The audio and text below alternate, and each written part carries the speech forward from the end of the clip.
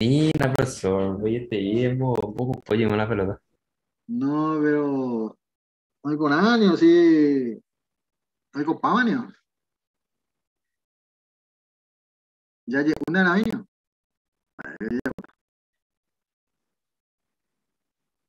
Es importante es recordar, hay que recordarse que la vez llegó una y por ahí. O sea que, anda y por ahí. Así no, brother. Va, ese oye, ese porteño, ¿no? Eso ¿Cómo, oye, bro? eso. Eso oye, eso. ¿Por qué, brother? Está ahí gente, anda ahí, pues ahí.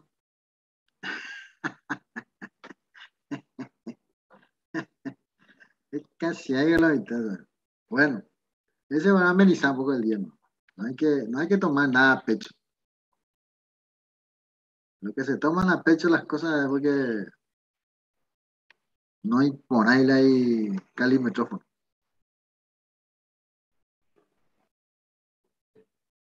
Bueno, entonces sí, ya vamos a empezar ya no, esta es la mitad.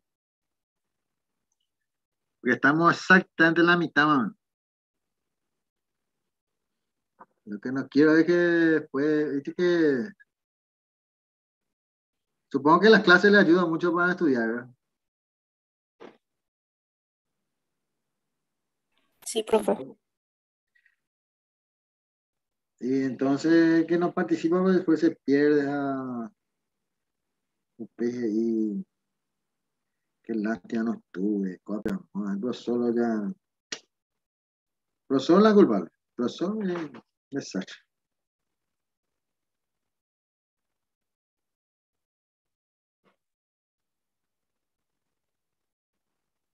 ¿Se enteraron de ese tema de la chica, de la jovencita que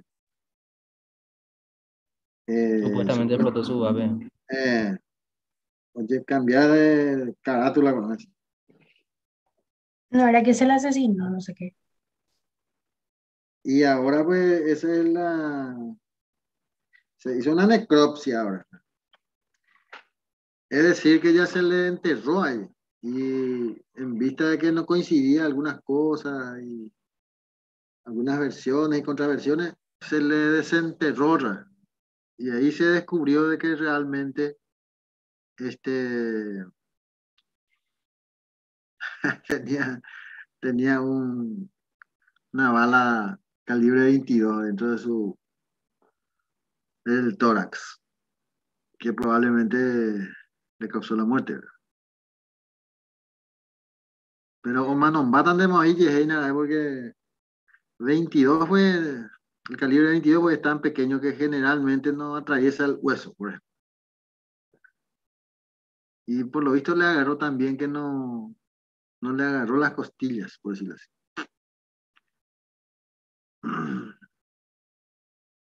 Oman batan de ahí que nada.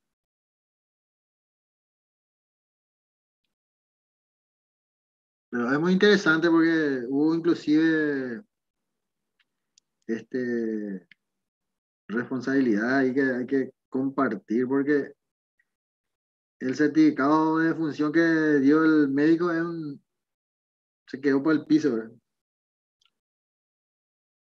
¿Quién fue profe el forense? No fue el Emir, ¿verdad? Actualmente es el Emir, el que está Pero participando. él no va a hacer todas las autopsias que hay en el Paraguay, o sea, el que, o sea, no sé si hizo ese caso. No, no, no, él fue el director de los forenses, o sea que es el portavoz ya de eso. Y se le informa todo lo que se hace. La doctora, ¿cómo fue el nombre? Marta, parece que es su nombre. Es la que realizó el trabajo en sí. El, el que puso la cara, pues fue el Emir, ¿verdad? Pero lo interesante de este caso es que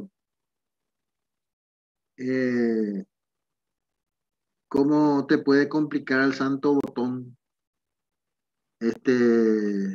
una situación. familiar muy interna de esta familia de la nena, ¿verdad? Y sin embargo salieron complicados, gente que no tenía nada que ver, como ser el médico de guardia que estaba ahí, ¿verdad? Porque al, ¿cómo se llama? Al dar un certificado de defunción, quiere decir que no revisó bien o sea, se pone en duda ya. Se quedó con la versión de los padres o de la familia que vino a decir que explotó el vapeador supuestamente. Después se encontró el vapeador sano y salvo, ¿verdad? Y ahí empezó el lío. Y ahora está detenido el hermanastro, que según versiones también que es un adicto. Pero bueno, ocurre. Bien, parece que ya nadie más va a venir. Y se sumó uno más. Bueno, seguro que tiene asignatura para rendir ustedes la otra semana, o sea, dentro de 2 semanas, ¿verdad? ¿O no? ¿O todos tienen anual ustedes? En julio, profe. ¿Eh? O sea, el... Responsabilidad, profe. Responsabilidad, vea las actividades. Pero ve que este tema de responsabilidad social, este tema de la chica, de la nena esta que falleció, muy interesante también para enfocar hasta qué punto el médico es responsable de la situación, ¿verdad?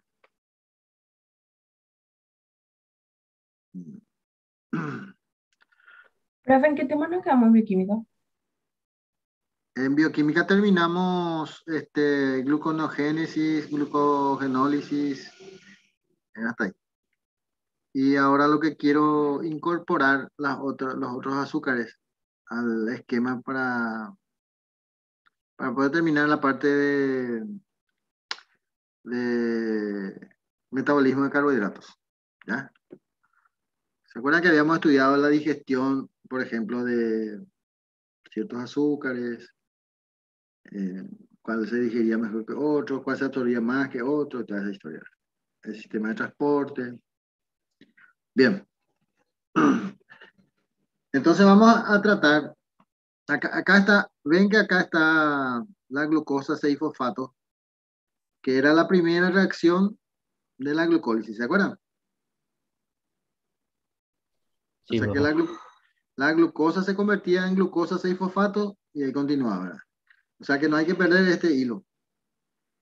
¿Por qué? Y porque los otros azúcares no van a entrar más de piruvato, por ejemplo, sino que todos ya van a entrar ahí.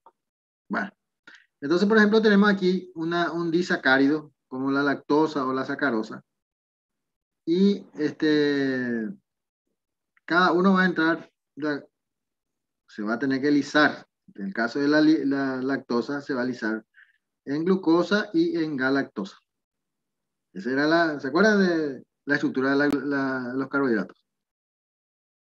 Entonces la glucosa, que de la glucosa a través de la exoquinasa o glucosa, la glucoquinasa, puede convertirse en glucosa 6-fosfato. Sin embargo, la galactosa que tiene otra vía, que utiliza la UDP, uridín difosfato galactosa, y eso se va a convertir en glucosa 1-fosfato. ¿Se acuerdan de glucosa 1-fosfato de dónde se originaba? Del glucógeno, ¿se acuerdan? Se convertía en glucosa 1-fosfato y después se convertía en glucosa 6-fosfato. Y acá hay una fosfatasa que si era en el hígado podía ir otra vez a la sangre y bueno, y así sucesivamente se convertía. Si era en los músculos, esto podía seguir acá. Y ya está. ¿Se entiende la idea, verdad? ¿O no? Sí, doctor.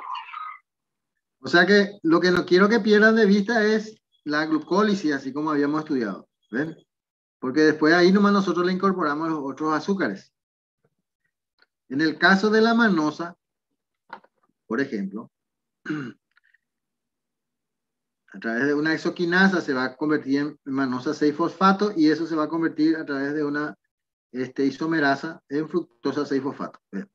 O sea que se odia todo este proceso. Sí, es manosa.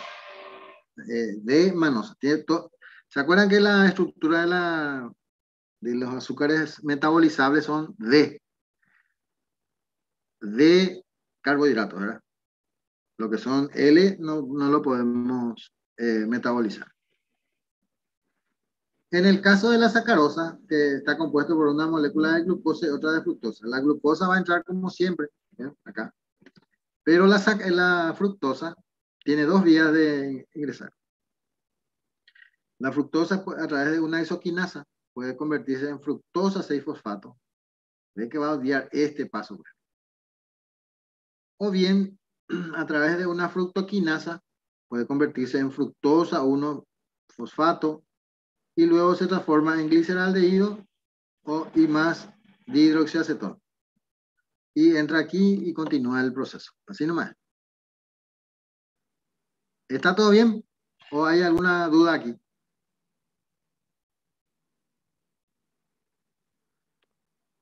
Aquí lo importante es reconocer, por ejemplo, las enzimas. Por ejemplo, las exoquinasas. En este caso, ven que la exoquinasa puede actuar sobre la fructosa, la glucosa, puede actuar sobre la manosa y otros azúcares de 6 carbonos. Y acá también tenemos una fructoquinasa, ¿ven? Que es específico de la fructosa. Así como acá podemos tener la glucoquinasa, que es específico de la glucosa. Bien, entonces aquí tenemos, y esto se va a transformar en dos triosas. Es decir, la gliceraldehído 3-fosfato, y luego eso va a continuar el mecanismo de la glucólisis hasta formar piruvato.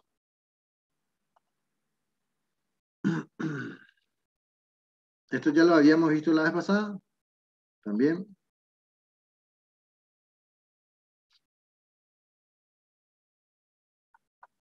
Por lo tanto,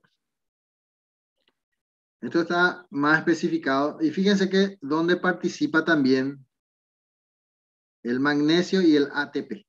La galactoquinasa, igual que la exoquinasa. ¿Se acuerdan? De la glucólisis. Si esto fuera glucosa, acá vamos a tener exoquinasa o glucoquinasa. Y todo esto igual. Esto se va a convertir en galactosa 1-fosfato a través de la UDP, glucosa galactosa 1-fosfato, uridil transferasa, se va a convertir en UDP galactosa y esto se va a convertir en lo que conocemos como UDP glucosa, que sería aquí. UDP glucosa, aquí estamos. ¿Eh? Y de aquí hasta aquí se va a convertir en glucosa 1-fosfato y ya sigue el proceso. Lo importante es detectar en qué punto van a entrar cada azúcar en la conocida como nosotros, como la vía de la glucólisis. ¿Estamos de acuerdo? Sí, doctor. Eso es lo que hay que identificar. Pero si uno estudió bien glucólisis, se dan cuenta que es fácil ya incorporar esto. Cortito ya, porque de lo contrario, si uno no aprende muy bien uno de los procesos, vamos a suponer que no nos aprendimos la glucólisis como tal. Acá no hay ninguna diferencia, solamente que no detallamos lo que ya habíamos estudiado. Luego tenemos que estudiar, por ejemplo, la fructosa, la galactosa, la manosa, el glucógeno. Todo tenemos que estudiar uno a uno y ya. Primero estudiamos esto y luego le incorporamos nomás cada azúcar. O sea que eso es lo que hicimos. No hay nada de otro mundo. Bueno, esto vamos a dejar para estudiar al último. porque esto sería lo que se llama la vía de las pentosas, que tiene varias cosas que explicar acá. En cuanto a la regulación, que es muy importante, que es en este caso la fructosa 1,6-fosfato, que esto ya habíamos estudiado también, pero vamos a repetirlo. Cuando hay mucha energía, se inhibe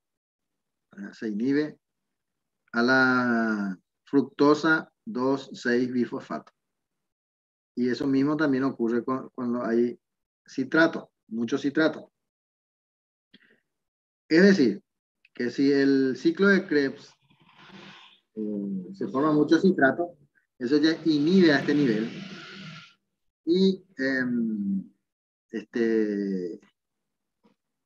y se frena todo. O sea, disminuye la velocidad.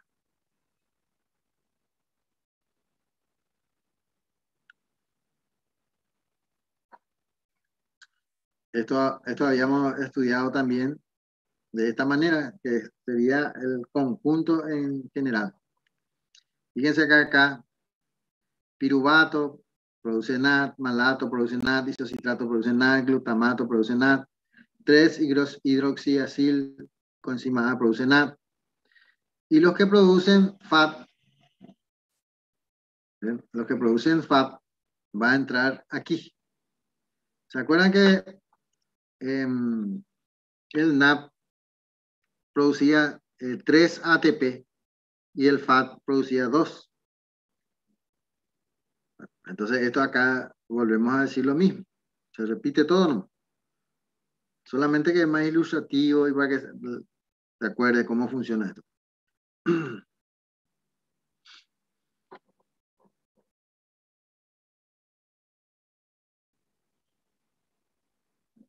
Bueno, este es el completo.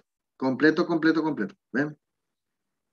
Glucólisis. Acá está fructosa 1,6-bifosfato, gliceraldehído, 3-fosfato, 3-fosfoglicérico, 2. Llegamos hasta piruvato.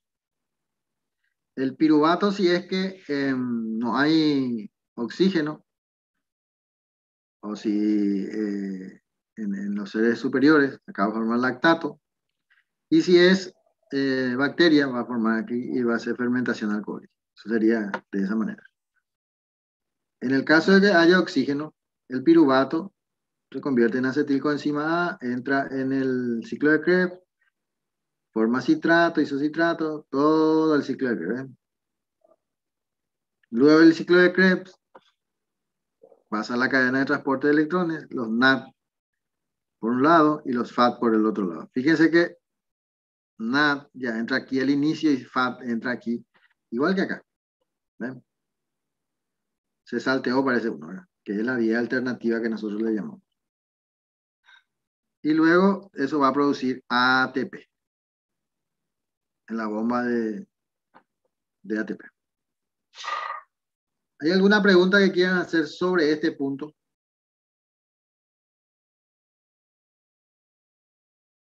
Esta era una porción que nos faltaba porque quería terminar. Después todo esto ya habíamos visto. ¿Ven? Todo esto ya habíamos visto. No hay, acá no, en esta lámina no hay nada raro. Bien.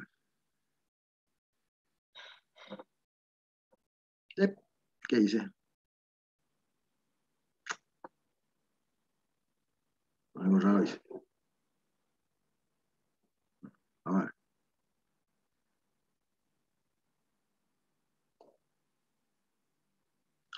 Bien.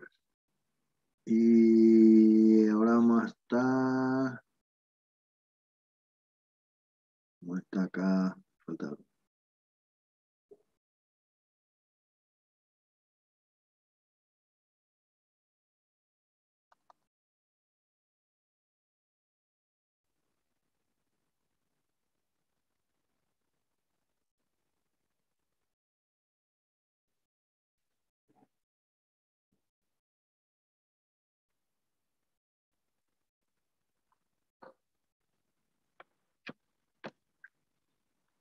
Metabolismo en el hígado, lo que quiero hacer.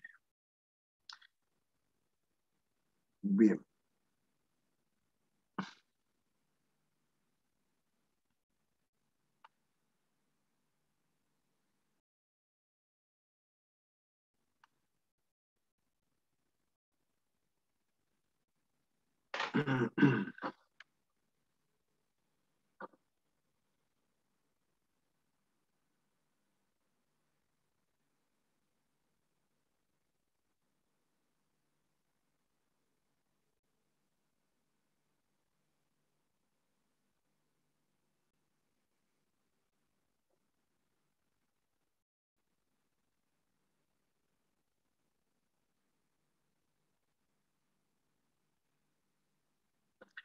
Bien. Ahora vamos a ver un poco la importancia del hígado en el metabolismo. Así como dice su nombre, ustedes ya ven ahí. En bioquímica, cuando se te pregunta dónde ocurre tal cosa, y si no sabes, tenés que jugarte por el hígado nomás. ¿Entiendes la idea, verdad? Sí, profe. Bueno, ¿dónde, en qué parte del cuerpo ocurre tal cosa? Y no sabe.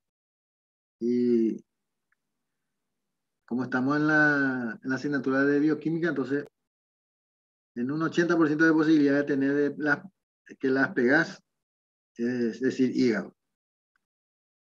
Bueno, esa es una forma de decir, ¿no? En vez de jugar tatetí. ¿Por qué? Porque en el hígado ocurre casi todas las reacciones. Casi todas, digo, porque no son todas. Por eso se le llama al hígado como el gran laboratorio del cuerpo. ¿Y qué es lo que hace el hígado? Y el hígado lo que hace es utilizar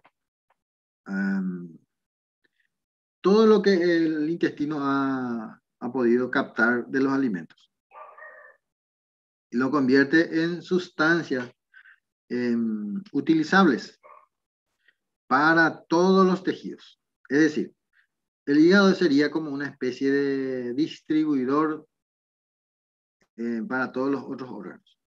O sea, esa es su particularidad. De tal manera que sin hígado no se puede vivir. Supongo que ustedes saben eso, ¿verdad? Sin Sí, Sí, hígado profe. no se puede vivir. ¿Por qué? Y porque, como ya le dije, casi todas las reacciones bioquímicas ocurren en el hígado. Y sin embargo, el hígado podríamos decir que es muy benévolo, ¿verdad? Es uno de los órganos más benévolos que existen. Se supone que con un cuarto de hígado funcionando ya se puede vivir. No, así no podemos decir eso, por ejemplo, por el corazón, por los riñones, otros órganos que funcionan así a media nomás, medio que se complica todo, ¿verdad? Em, es decir, que un paciente que tiene cirrosis hepática y no es total, y puede vivir, no digamos que va a vivir bien como cualquiera va a tomar alcohol y toda esa historia, ¿verdad? Asado, no va a ser así, pero con cuidado puede vivir casi normal, por decirlo así. Asumiendo que normal es no tomar alcohol, no ir a comer asado todos los días. eh, ¿Se entiende la idea, verdad?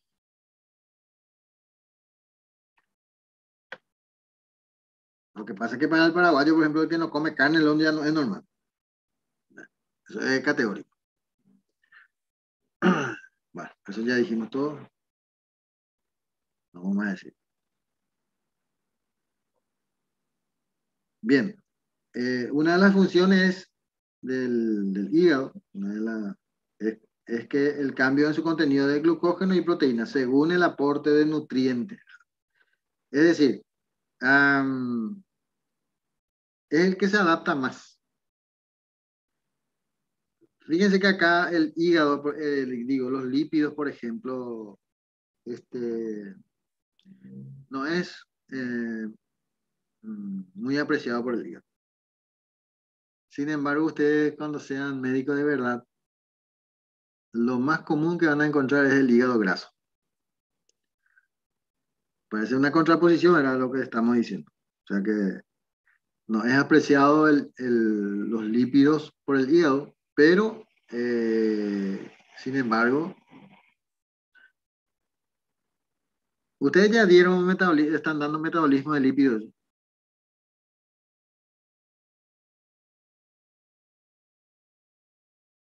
Hola, Sí, profe, con la doctora Ana. hola doctora Ana, sí. A veces ya creo que estoy hablando solo acá. Este, ustedes están todos durmiendo como el asunto. Parece que estaba bueno, No, profe. profe. Ok, bueno. Es una lucha. Muy bien. Eh, Fíjense un detalle muy interesante de lo que le estoy tratando de decir. Que el hígado graso es muy común en la población, sobre todo en la población de jóvenes, así como ustedes. Yo les puedo asegurar que más del 50% de ustedes podrían estar teniendo hígado graso. Pero una ahí. Porque en realidad no tiene unos síntomas o signos que pudiera, a no ser que por ahí ocurra un cuadro viral y después empieza a crear problemas al hígado. Pero siempre se encuentra en forma casual. Eh, la cuestión está en que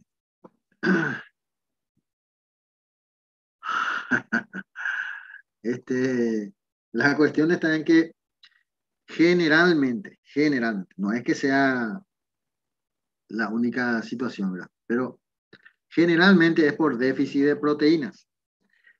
Se forma el hígado graso. ¿Y por qué por déficit de proteínas? ¿Y qué tiene que ver las proteínas con las grasas? Y bueno, muy sencillo, es que las grasas son transportados gracias a las proteínas, son lipoproteínas. Entonces, déficits o alteraciones en el contenido sérico de proteínas, como no tienen dónde llevar, entonces se acumula ahí alrededor del hígado y por eso se forma hígado graso. No hay que confundir que hígado graso no quiere decir indefectiblemente una enfermedad. Lo que hace es que predispone más a otras enfermedades. Y si no se cuida también, evidentemente va a terminar siendo una patología, pero normalmente no tiene síntomas ni signos que puedan ser evidenciados y sospechar que tiene hígado graso. Si no, los hallazgos son fortuitos y después de un cuadro viral, de un cólico que no tenía relación con el hígado graso. O sea, no hay una relación. Bien. ¿Cómo es lo que hace el hígado para transformar todas las sustancias, todo lo que comemos y lo que absorbemos en otras sustancias que pudieran ser utilizadas por el organismo? Por ejemplo, alimentos, se le llama alimento a cualquier sustancia ingerida por los seres vivos con fines nutricionales, así regulación del anabolismo y mantenimiento de las funciones fisiológicas. Puede ser también satisfacciones psicológicas, por ejemplo, satisfacción y obtención de sensaciones gratificantes.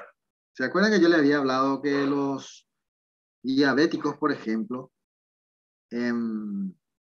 se ha visto que tienen un subsistema dopaminérgico muy sensible a la glucosa, por ejemplo?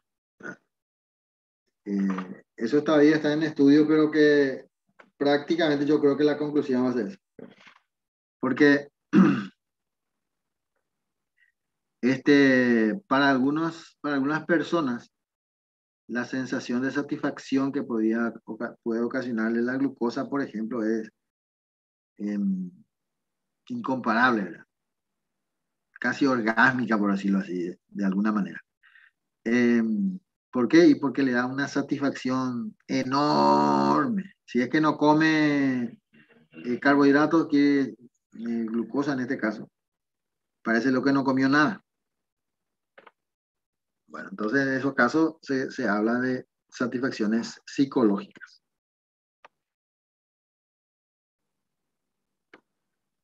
¿Qué son los nutrientes? ¿Ustedes ya dan también nutrición o todavía? El tercero, profe. Ah, en el tercero que sí. Bueno, nutrientes. Se define como nutrientes a toda aquella sustancia que bioquímicamente es esencial para el mantenimiento de los organismos vivos. Puede ser orgánico e inorgánico. Eso es sí. ¿Y qué son los xenobióticos? Son sustancias extrañas, ¿verdad? Que el organismo no puede utilizar para generar energía o sintetizar sus propios componentes, ni incorporar a la economía metabólica de la célula. ¿Ustedes conocen algún xenobiótico?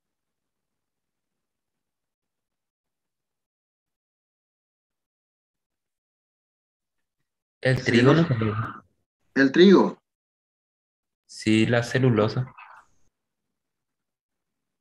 pero mm, sí, podría ser, pero el trigo que se hace harina y de la harina es nutriente. Sí, pero sí, así nomás mete, así como entra, sale, profe. Ah, entonces el poroto, la verdad. Todas las semillas son así, al final, ¿verdad? Porque la cáscara hay que romper. Bien, sin embargo, xenobióticos se puede considerar, por ejemplo, los medicamentos. Los medicamentos no tienen funciones para generar energía, ni tampoco se puede incorporar dentro de las vías metabólicas como tales, para obtener otras sustancias útiles y utilizables. ¿Se comprende la idea, verdad? Sí, profe. Sí, profe. Primero tenemos que ver un poco desde el punto de vista etimológico qué significa xenobiótico, ¿verdad? ¿Seno qué es?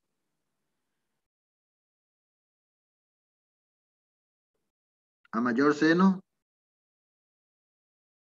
mayor portaseno.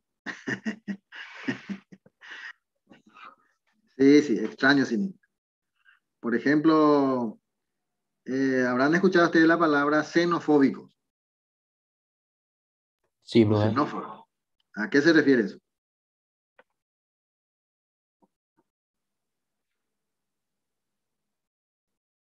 Cuando se usa la palabra xenófobo, ¿a qué se refiere? ¿Y tiene miedo a lo extraño? El rechazo al extranjero o algo así, El, profe. el rechazo a los extraños, a una raza extraña, por ejemplo, a los chinos, a los negros, a los, qué sé yo, cada uno con su idea, ¿verdad? Pero al final, xenófobo es aquel que rechaza lo extraño para él y sí, su locura, ¿verdad? Porque hablando mal y pronto, no hay motivo por el cual. Pero ustedes saben que ¿verdad? El paraguayo ha de ser una de las poblaciones más discriminativas en el planeta. Supongo que acá en el Paraguay viene una persona, esa Yetiraimi, Corea, Corea, sí, vaya. Un poco gordo, che, gordo, a ver, eh, qué sé yo, pelado, a ver, va pelado. O sea que utiliza de alguna manera para discriminar a las personas. Em, o identificarlo de alguna manera y hacerle sentir mal, ¿verdad? Es una lucha, ¿verdad? Como dicen los muchachos, ¿verdad? A las mujeres, por ejemplo, le puede decir 1000 veces o 1 millón de veces que le querés, pero una vez más le decís que es gorda y ya no se olvida nunca más. Así me funciona aquí ahora esto. Es una lucha, ¿Qué los cosa, muchachos. profe? ¿Eh? No, viste que los muchachos dicen, yo no sé, yo digo no, repito nomás lo que dicen los muchachos, que 1.000.000 de veces le podés decir a una chica, a una mujer, que le amás, que le querés, que le apreciás, que nangana, muñeca, que es lo que vos digas. Pero una vez nomás le decís que es gorda y nunca más se olvida.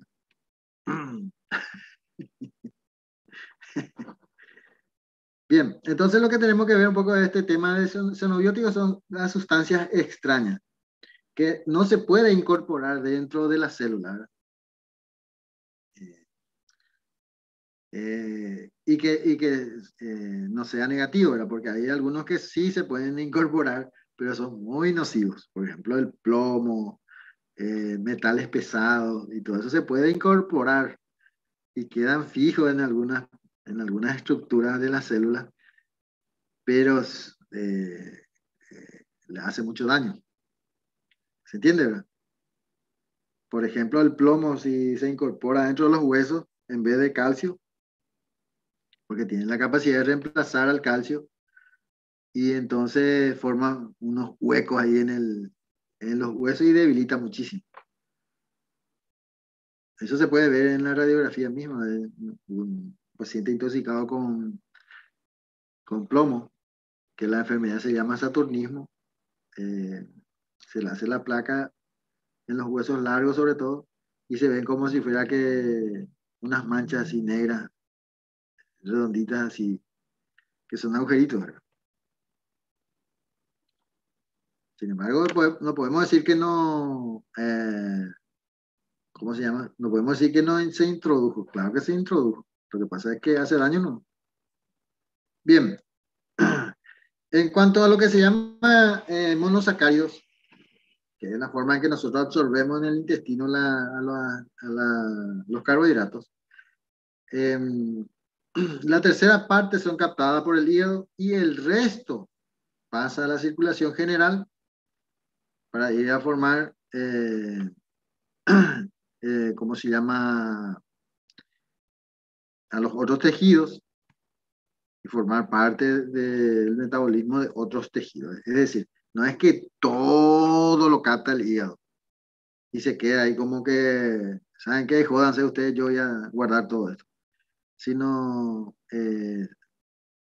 solamente la tercera parte es lo que hace él eso y convierte, entonces el resto se distribuye a través del torrente sanguíneo.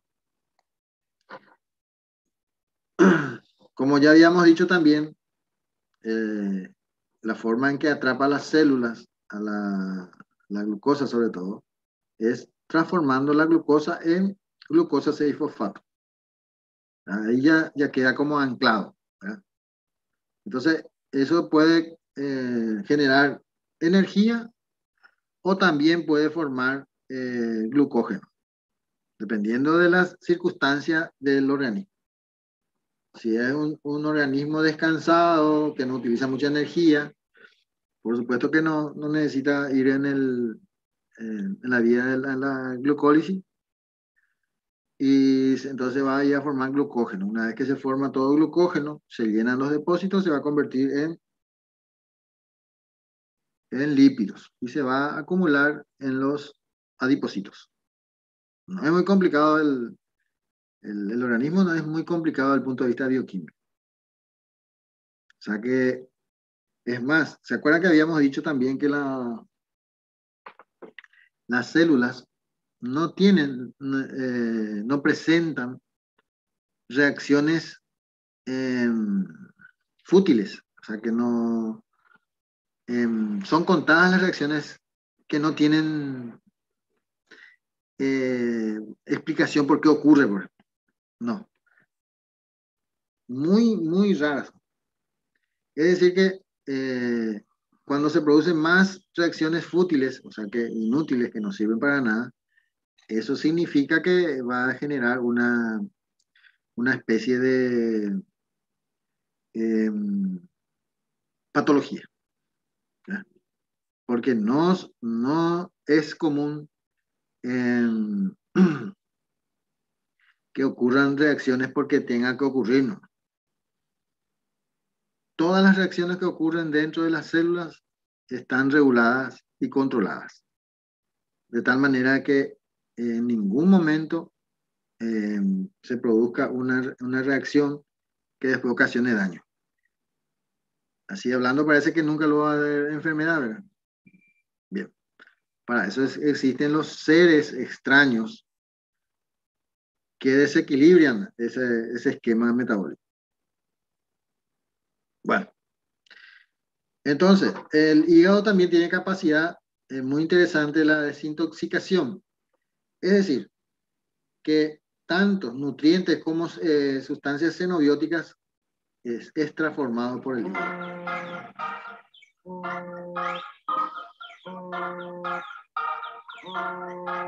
Un ratito.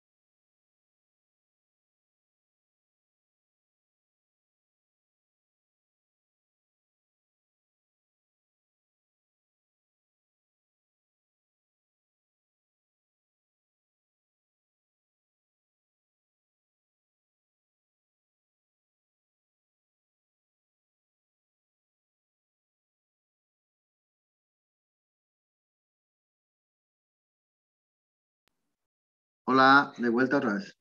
Hola. Ya nos sumamos más por eso.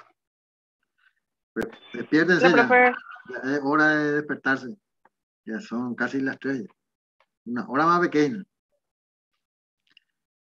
Bien. Una cosa muy interesante que ustedes todavía no dan farmacología, ¿verdad? ¿O sí? ¿O sí están en el tercero? ¿Verdad? Se mandó ahí, me dice, vale, igual. El cuarto aún para no, profe. Ah, ese cuarto. Muy bien. Bueno, ustedes van a estudiar en farmacología lo que se llama la farmacocinética y la farmacodinámica. O la farmacodinamia y la farmacodinámica. Bueno, que no es otra cosa de qué es lo que hace de qué hace la droga por el organismo y otro es qué hace el organismo con la droga. Y el único que tiene capacidad de transformar a las drogas en sustancias o metabolitos que son eliminables es el hígado. Es decir, que si el hígado no está funcionando bien, evidentemente se tiene que elegir medicamentos que no sean muy tóxicos, porque no hay forma de que se elimine de otra manera de eliminarse. ¿Y qué es lo que hace el hígado? El hígado lo que hace es eh, a lo que son liposolubles, lo vuelven hidrosolubles. ¿Y para qué hace eso? Y en algunos casos lo vuelven volátiles. ¿Para qué hace eso? Porque las sustancias hidrosolubles se pueden eliminar por la orina y las sustancias volátiles se pueden eliminar por la respiración. En algunos casos, algunos medicamentos, algunos xenobióticos, se puede eliminar por materia fecal, pero eso es más raro porque tiene que tener el conducto enterohepático íntegro para que pueda ocurrir ese fenómeno. Porque si eso no ocurre, no hay forma. Ustedes ya saben, ¿verdad? Que hay una circulación que se llama enterohepático, ¿o no?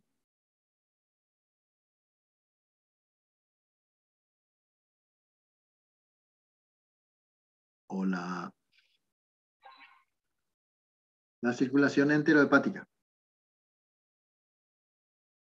Por ejemplo, la bilirrubina o los productos finales de degradación de la hemoglobina, que es la bilirrubina.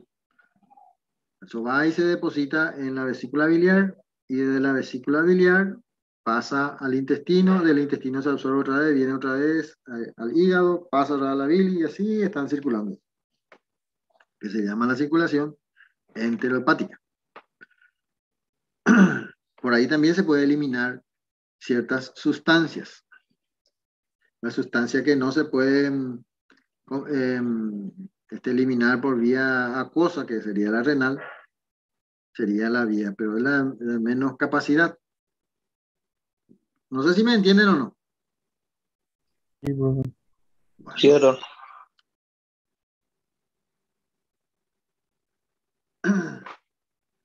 de repente, por ejemplo, a ver, una sustancia muy hepatotóxica como ser, por ejemplo, el paracetamol, que es muy utilizado como antiinflamatorio, antipirético y este, como analgésico.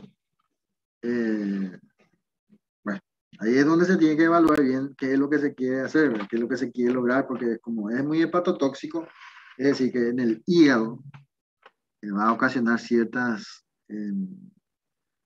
eh, ciertos daños, se evalúa qué es lo que puede pasar. Por ejemplo, cuando se trata el dengue, no, las sociedades científicas todavía no aprobaron utilizar otra droga que no sea paracetamol. Y parece ¿En qué caso? contradictorio. ¿En qué ¿Cómo? caso? ¿En qué caso? En el caso, en el caso del dengue, el dengue. Hasta hoy día Sí, no. doctor. ¿Va? ¿Alguien Sí, más? cuando Ah, no, muy bien. En ese caso, por ejemplo, hasta parece contradictorio, porque el virus del dengue de por sí es hepatotóxico, sin el paracetamol. Es decir, que aquella persona que tuvo dengue siempre tiene una dolencia, dependiendo del grado que le haya afectado, hepática. Y por otro lado, entre las drogas que más dañino, por decirlo así de alguna manera, las drogas comunes más dañinas al hígado, es otra vez el paracetamol. Y con ese se trata. Como yo siempre digo, parece que vos te vas a tratarte una fractura o un trauma, por ejemplo, del peroné, y entonces el tratamiento es darte una patada otra vez en el peroné, una cosa así. Pero la verdad de la milanesa es que funciona. Pero así teóricamente hablando parece ser contradictorio. A eso no es lo que quería mencionar. En medicina, pues no todo es, eh, la mayoría, o sea, la mayor parte es utilización de la lógica médica.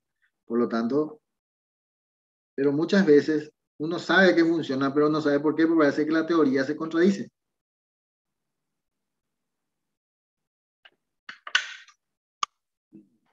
Anteriormente, yo me acuerdo cuando era joven, feliz y soberano, en el hospital de clínica, había una droga que se llamaba, ahora ni se menciona. Ustedes pueden buscar en el buscador más buscado, el más capo de todos los buscadores y no van a encontrar más. Se llamaba Mercurial, eh, que se utilizaba, era un antibiótico muy, muy potente, pero también era muy nefrotóxico, o sea que prácticamente te destruía los riñones. Pues, sí, tenía mercurio, está grande.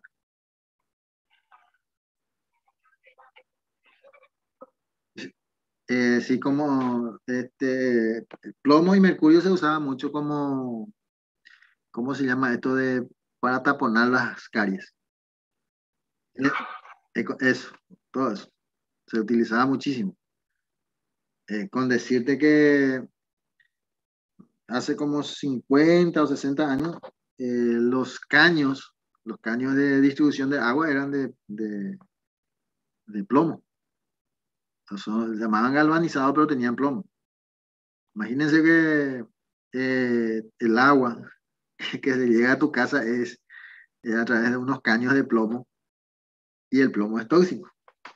Eh, Esto se descubrió, no es como un descubrimiento lo que se hizo, sino se observó en una población peruana que este, fabricaban sombreros y todos, pero todos, niños, adultos recién nacidos, mujeres, l- toda la población sufría de saturnismo.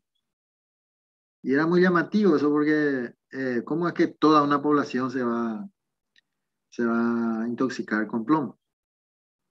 Ahí es donde se observó que los caños de distribución de agua eran de plomo, cosa que era común en casi todos los países. Acá en el Paraguay en esa época ya se usaba el PVC, pero los codos son esas donde se doblan, por decir, los caños, eran todavía de plomo. Luego de esa observación que se hizo a través de la OPS, se eliminaron todos los codos de plomo.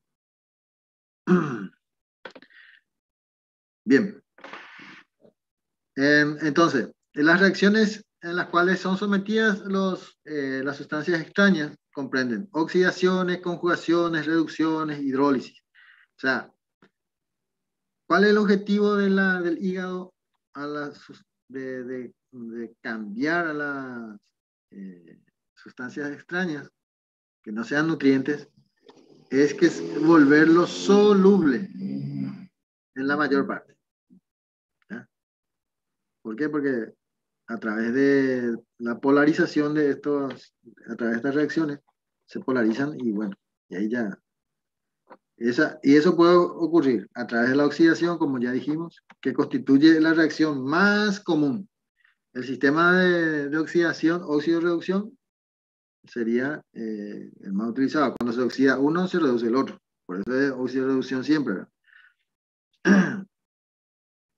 Entonces, estas oxidaciones, lo que hace generalmente es el sistema NADH y FADH.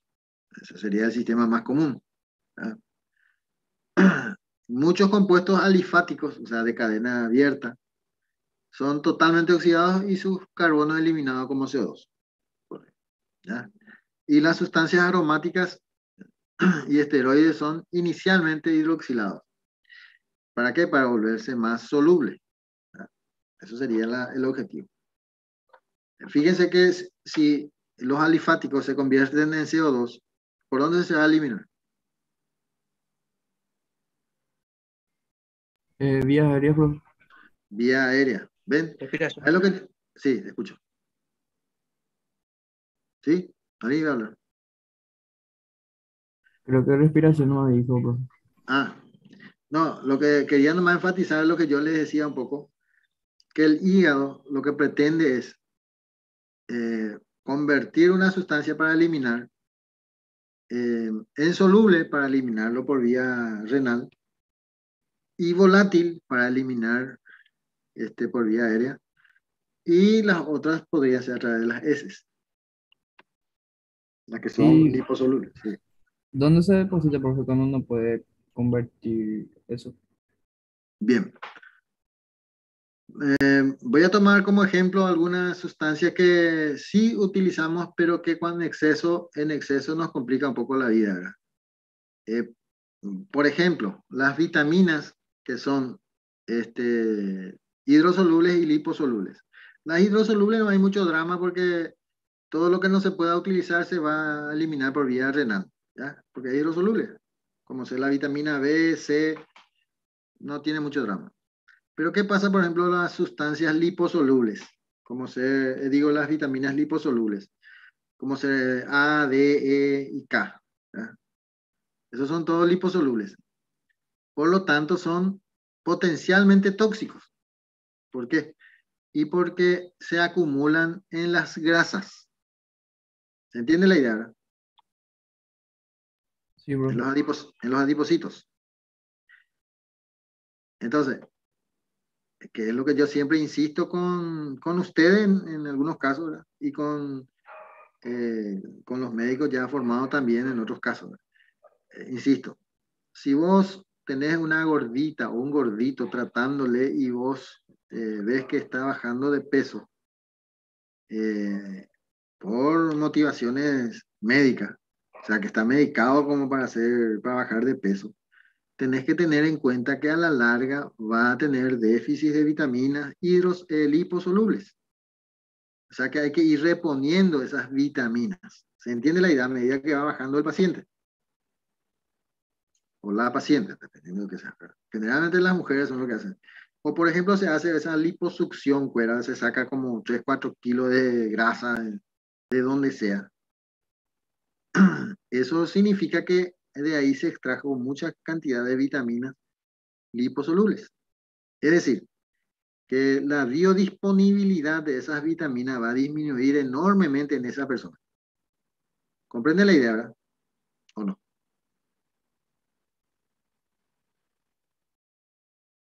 Sí, profe. Tiene que tener en cuenta eso, ¿ya?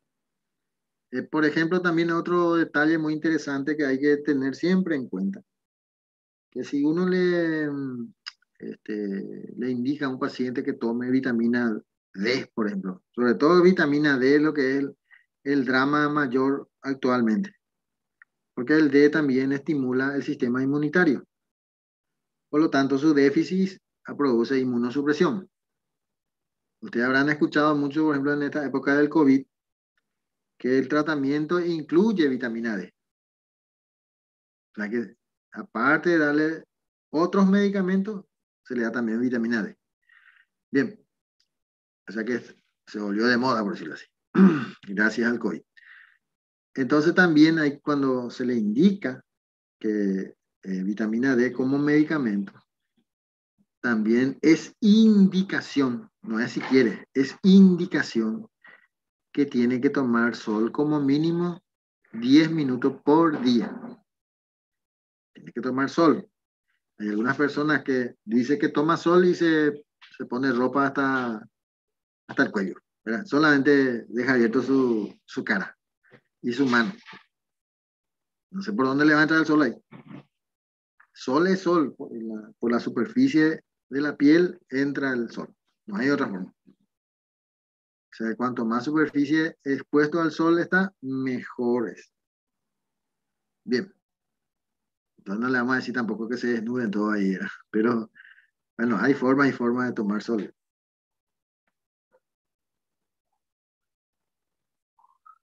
Bien.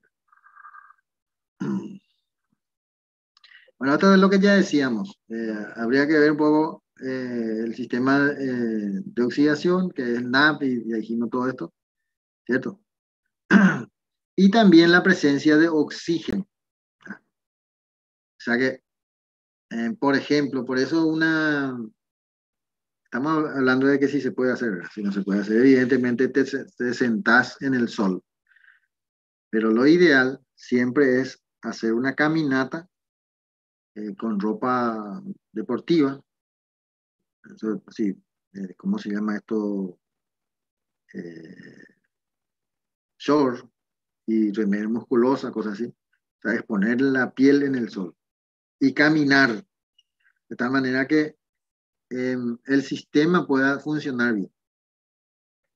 Porque no es que solamente necesitas el sol, sino también te necesitas el oxígeno. Bien.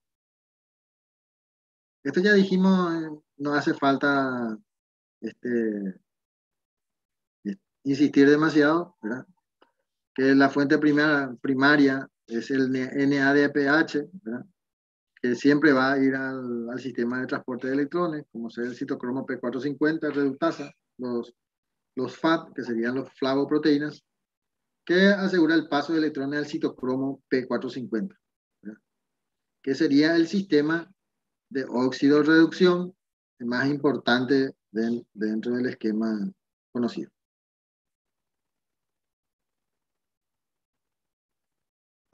La actividad de los oxidantes siempre es estimulada por la presencia de los sustratos. Eso siempre va a ser.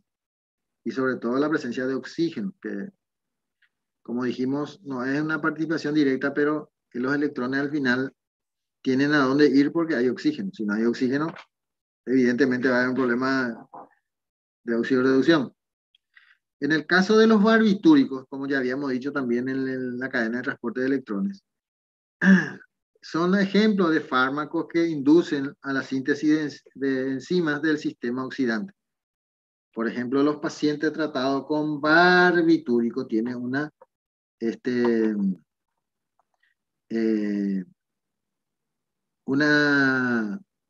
reacciones de conjugación que lo que pretende es tratar de eliminarlo del sistema. Porque se acuerdan que los barbitúricos inhibían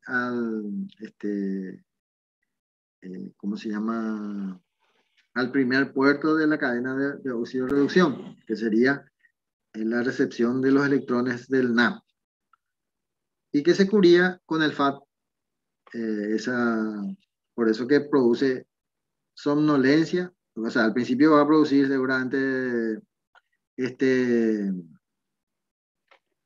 euforia y después somnolencia. ¿Por qué? Porque solamente desde la mitad, que sería el FAT, está funcionando. O sea, cada FAT va a producir 2 ATP nomás, en vez de estar los dos, NAD y FAT, produciendo por cada vez que entra un FAT, un NAD, 5 ATP. Va a producir solamente 2. De ahí que los barbitúricos generalmente producen sueño. Bien. Otra forma de eliminar es la conjugación, que corresponde a la fase 2. En este caso, las sustancias extrañas, que a veces ya han sufrido modificaciones por oxidación o hidrólisis, es combinado con compuesto natural. Los compuestos más frecuentes utilizados como agente conjugante son ácido glucurónico, por ejemplo. Aminoácidos como la glicina, cisteína, ornitina, glutamina, sulfatos y metilos. Eso sería la conjugación. Todos saben lo que es conjugación, ¿verdad? ¿O no? La reacción de conjugación.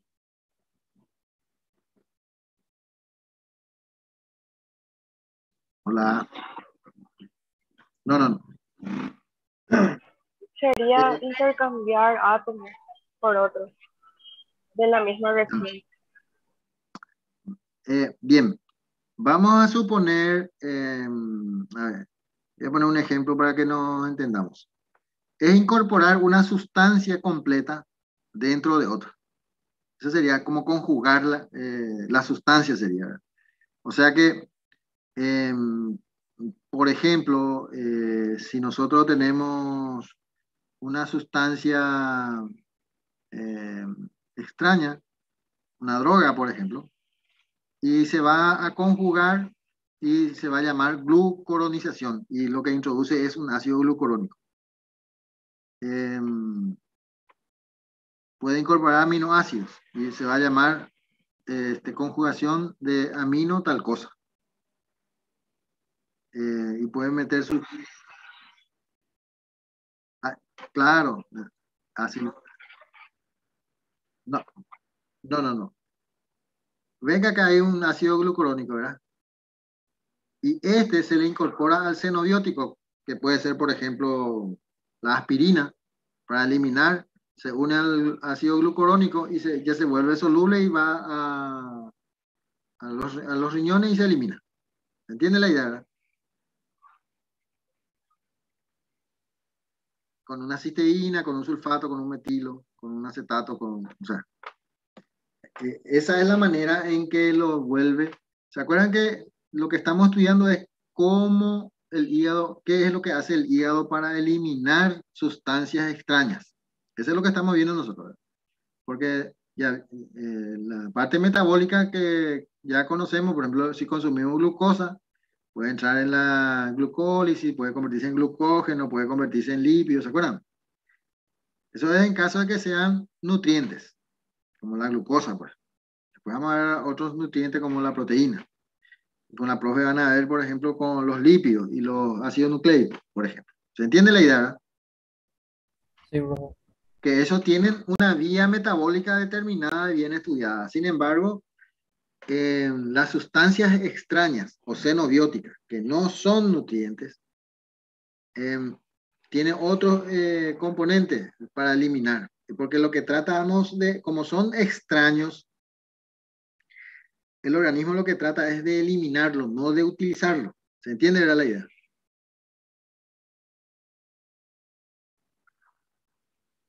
Y se va a tener que acumular y ese con el tiempo va a crear serie de inconvenientes. ¿Sí? Eso es.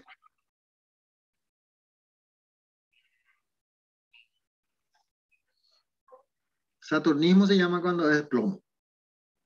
La intoxicación.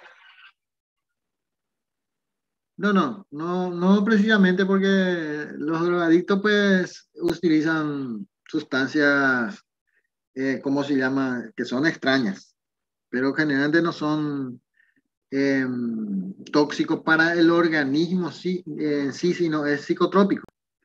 Es decir, que estimula el sistema nervioso central. Eh,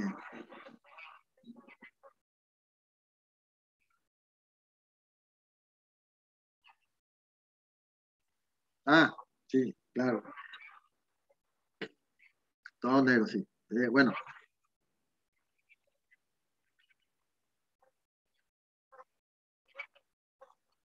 claro, porque en realidad pues el crack no es que tiene plomo, sino ellos utilizan como una especie de una pipa, ¿no?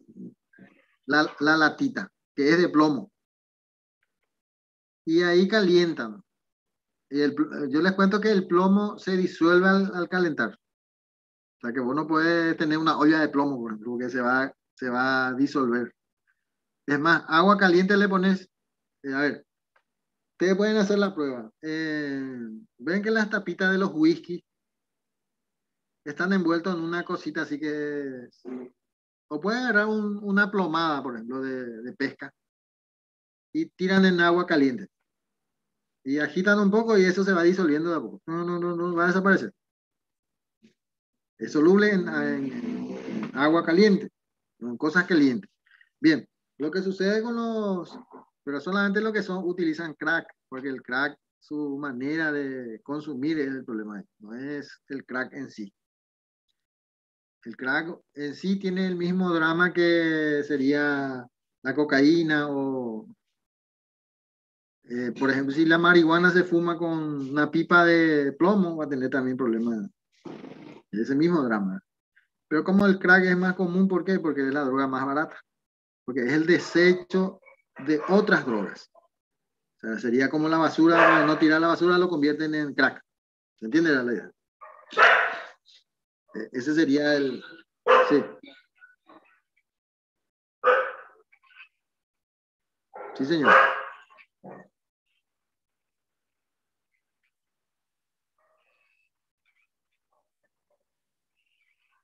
Sí.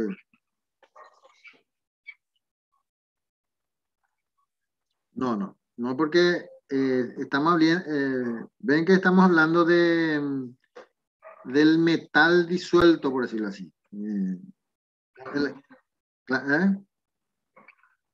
Cuando se ingiere, o sea, de hecho que si vos dejas el plomo ahí se va a disolver, ¿verdad? Pero generalmente no queda pues dentro del... Generalmente, no siempre.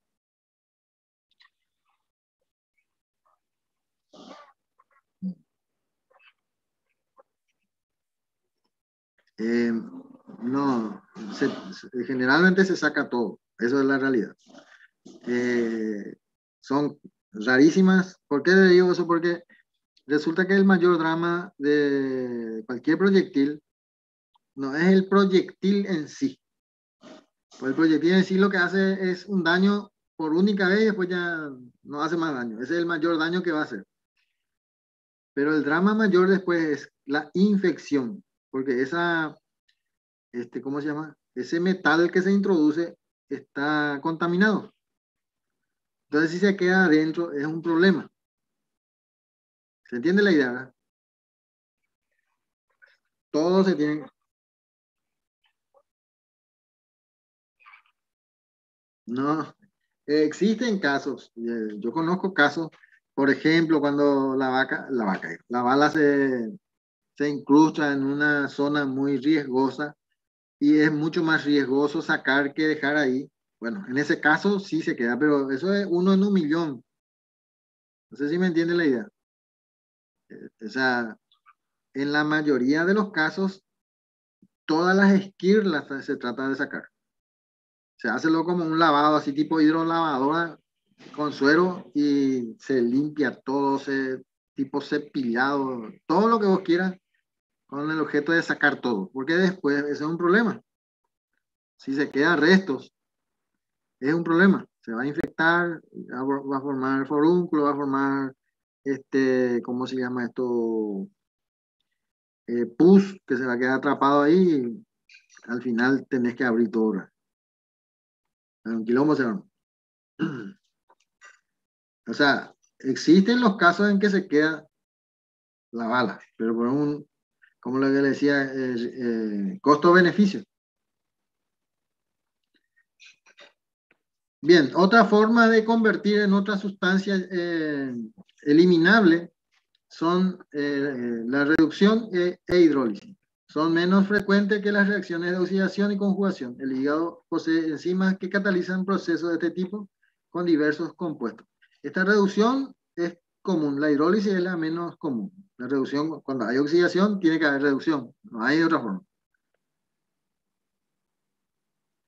Y por última, la fase 3 sería la excreción, ¿verdad? O sea, la manera en que el organismo expulsa, o sea, ya lo convierte en sustancias expulsables de alguna manera, que siempre tratamos de ver que sea por la vía renal. Todo lo que sea soluble va a ser por la vía renal. Eso es categórico. De ahí, de que después algunas sustancias hidrosolubles se deposite otra vez en los riñones y cree problemas renales, es otro asunto raro. Pero el organismo siempre va a tratar de eliminar por la vía renal. Entonces, cuando ustedes vean, por ejemplo, farmacología, ustedes lo que van a ver es que los medicamentos tienen una vida media determinada, cada medicamento. Por eso que un medicamento vos tomás cada 8 horas, otro cada 6, otro cada 12.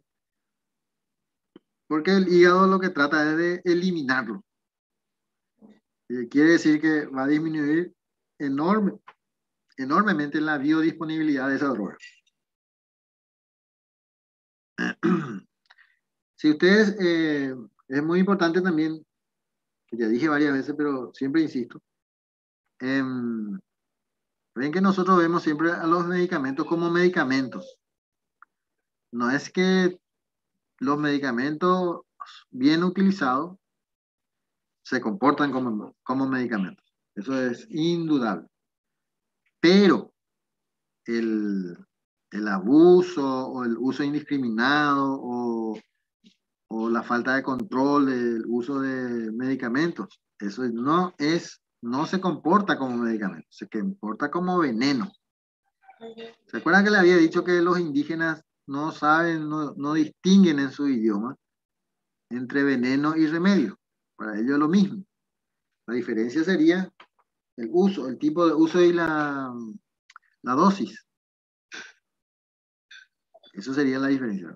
Bien. Entonces, por ejemplo, puedes decir, a mí me duele en la cabeza, ya tomar una aspirina. Sí, está bien.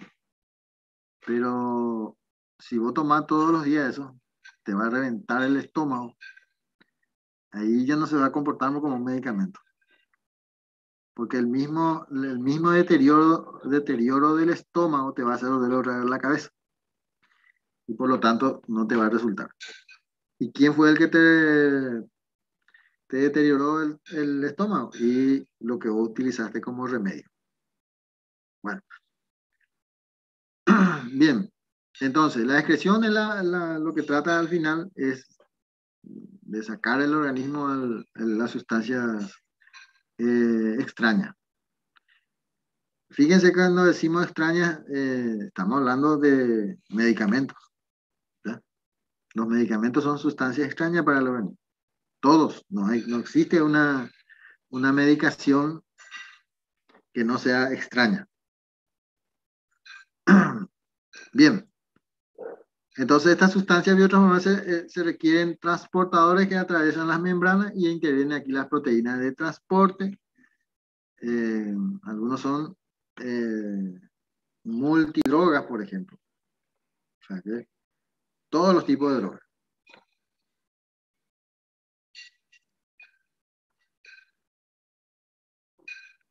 Otra sustancia extraña y que es utilizado por algunos muchachos como agua. Me decía un amigo conocido que se fue a España, dice, habéis cuenta ella usa cerveza porque la es petereí. O sea, la cerveza era más barata que el agua, entonces la gente tomaba cerveza. Bien, acá no ocurre eso, ¿verdad? En el Paraguay el agua siempre hace más barata.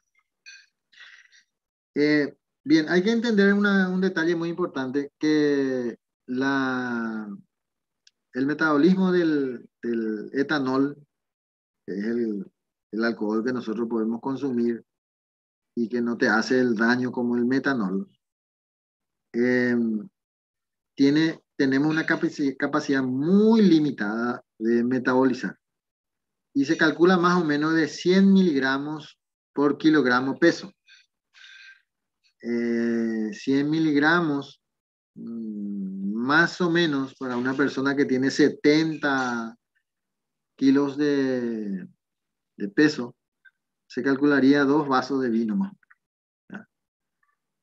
Y eso es beneficioso hasta ahí. Eso sería por día, no es que 2 vasos ahora, después a la noche otros 2 vasos y todo eso. 2 vasos por día. Sería como 25 gramos. Cuando se supera los 2 vasos, eso ya provoca otras alteraciones y el hígado empieza a dañarse. Y por eso se llama muchas veces cirrosis hepática por alcohol. Cuando decimos alcohol se refiere estrictamente a etanol porque otros alcoholes no lo podemos consumir porque es muy venenoso. Solamente el alcohol lo toleramos un poco. Bien, ¿dónde se absorbe el etanol? En la mayor parte en duodeno y yeyuno. Y en menor proporción ingresa a través de la mucosa gástrica. El resto del intestino y luego. En realidad, en el estómago, dependiendo de la concentración de alcohol, podría aumentar, por ejemplo, el whisky, que tiene más concentración de alcohol que cualquier otra bebida. El whisky tiene más o menos 45% de alcohol. La cerveza tiene más o menos entre 5 y 6%. Y el vino tiene entre 9 y 12%. O sea, por ejemplo. Entonces, evidentemente, si uno toma whisky, y más rápidamente puede tener sus efectos. Si uno luego le va a seguir el vino y luego, por último, la cerveza. En ese orden. Bueno, hay algunas personas lo que huelen nomás ya a cahuetemos, pero bueno, esa es otra historia. Entonces, el proceso de absorción es por difusión pasiva. La excreción del alcohol, solo de 2 a 10% absorbido y eliminado sin cambio por orina. Aire, expirado y sudor. El resto es oxidado. Es decir, fíjense que como el alcohol es volátil, se puede eliminar. Es soluble en agua y es volátil a la vez. Lo que significa que se puede eliminar por pulmón y por la orina. Entonces, de ahí está el fundamento del por qué el alcotés te da positivo. Güey. El alcotés lo que hace es que la porción volátil es captado por la boquilla esa y produce unas oxidaciones que en general son catalizados por cobre, y eso es lo que detecta el alcoholímetro, ¿cómo se llama? El alcotés.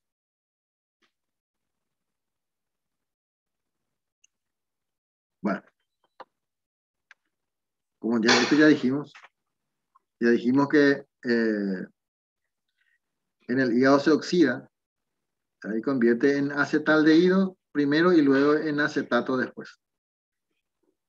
En la primera etapa puede realizar 3 vías. Alcohol deshidrogenasa, que sería el primer mecanismo de oxidación. Acuérdense que deshidrogenasa siempre es óxido reductasa.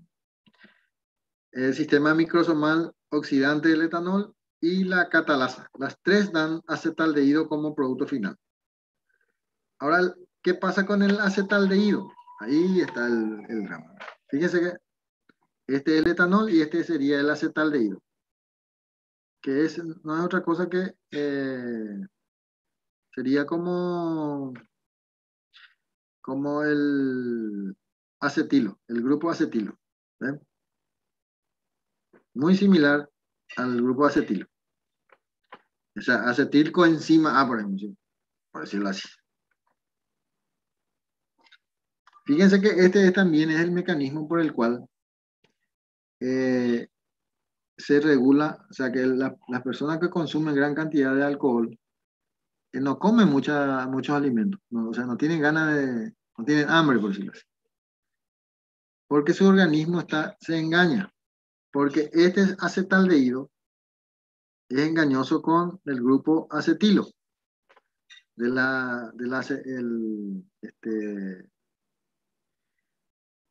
¿cómo se llama? El que ingresa al ciclo de Krebs. Es decir, que esto puede inhibir ciertas enzimas y provocar como si fuera que el organismo no necesita energía. Bien. En el sistema microsomal oxidante del etanol, que es una monoxigenasa y oxidasa que funciona en forma mixta. Y utiliza también NADPH y citocromo P450, que también tiene que participar, porque esta es la cadena de transporte de electrones. Tiene que participar sí o sí el oxígeno, ¿verdad? Bien. No solo cataliza la conversión de etanol en acetaldehído, sino también utiliza como sustrato muchos otros agentes hepatotóxicos. Sería al decir hepatotóxico, estaríamos hablando de sustancias que producen cirrosis hepática. La otra vía que habíamos hablado es la catalasa, que esta enzima presente en peroxisomas y es capaz de oxidar etanol si dispone de un sistema que genera peróxido de hidrógeno. Y la reacción del tipo peroxidasa puede representar con lo siguiente, ¿verdad? Tenemos un etanol, la presencia de oxigenada y la catalasa iba a convertir en acetaldehído. Como dijimos, las tres vías producen acetaldehído. Bien. El acetaldehído, producto de la oxidación del etanol, es altamente tóxico en el hígado. Normalmente el hígado lo convierte rápidamente en acetato por acción de la acetaldehído deshidrogenasa, dependiente de NAD.